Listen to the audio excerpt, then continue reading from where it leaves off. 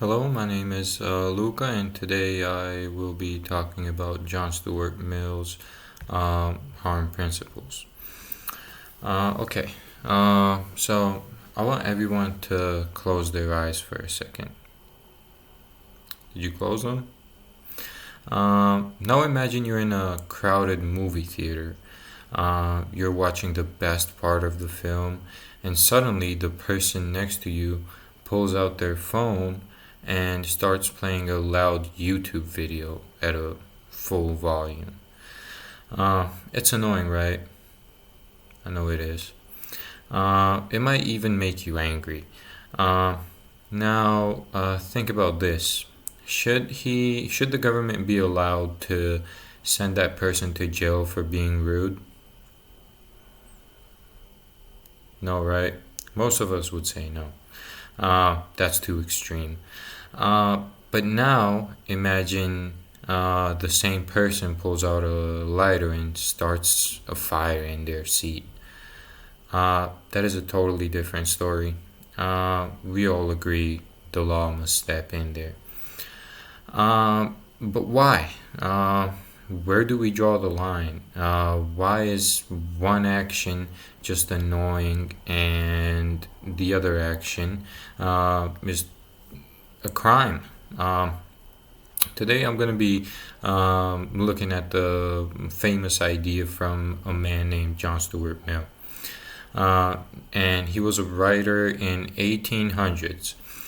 He wrote a book to answer a one big question: where does my freedom end, and where does the government power begin?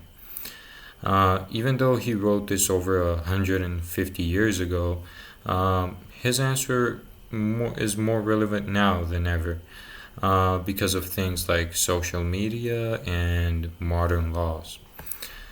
Now let's move on to the second slide.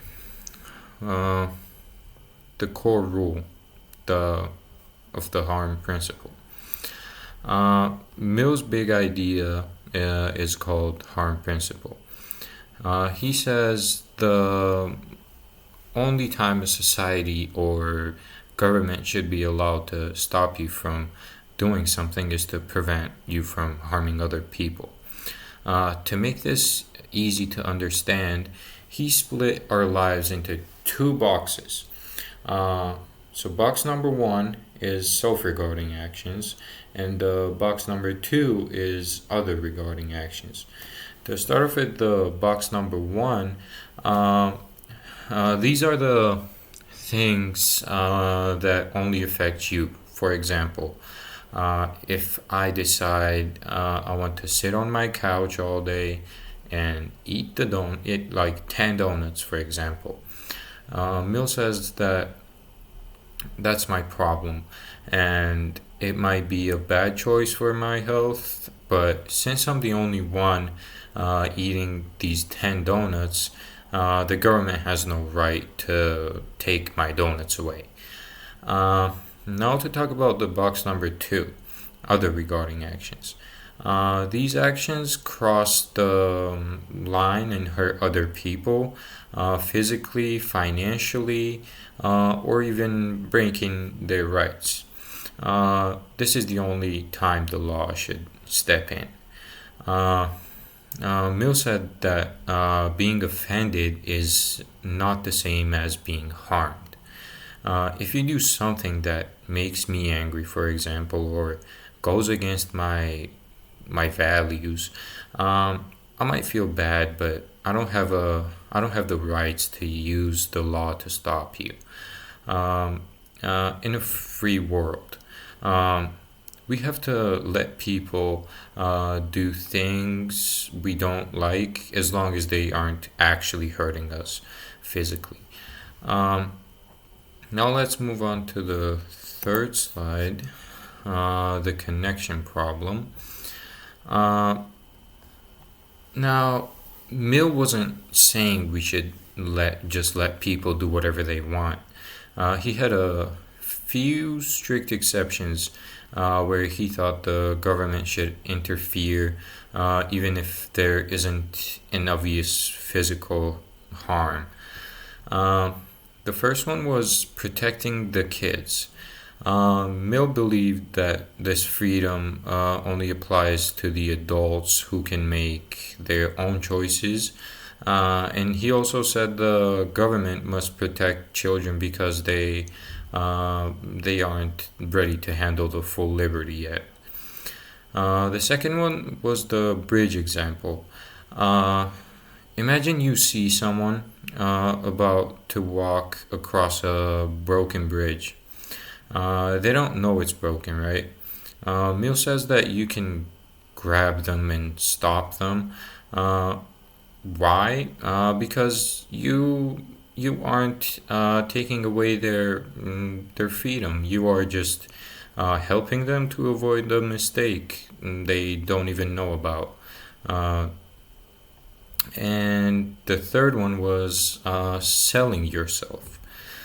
Mill famously said that you don't have the freedom to sell yourself into slavery. Why? Because whole point of freedom is to stay free. You aren't allowed to use your freedom to give up your freedom forever. Now let's move on to the fourth slide. And is it possible to only hurt yourself? Let's look at the problem with this idea in the real world. Is it actually possible to do something that only affects yourself? In our world today, we are all connected by social media or something like jobs, families, friends. Let's just go back to the donut example. If I ignore my health, I am not just hurting myself. I am putting a huge strain on the doctors and the healthcare system, right? And I am causing my family, my friends, my relatives a lot of stress and worry, plus a medical bill. So, does that mean the government should control what we eat? Um, my position is that I think we have to be very careful if we define harm too broadly to include things like bad influence or emotional discomfort. We basically give government a blank check to control everything. They could tell us what time to go to bed, what to watch, or how to live to stay truly free. We have to accept some social messiness, I guess. And in conclusion, to wrap things up, the harm principle is a shield for our individual liberty. It forces government to prove a direct negative impact on others before they can take away our right to choose. Even though the line between me and you, for example, is harder to draw today than it was in 1800s, the principle is still a vital check on the tyranny of the majority, to say. Um, and I'll just leave you with a question. If we start punishing people just for being offensive or unhealthy, who gets to decide what those words mean tomorrow? Thank you for listening, and this was my presentation. And have a good one.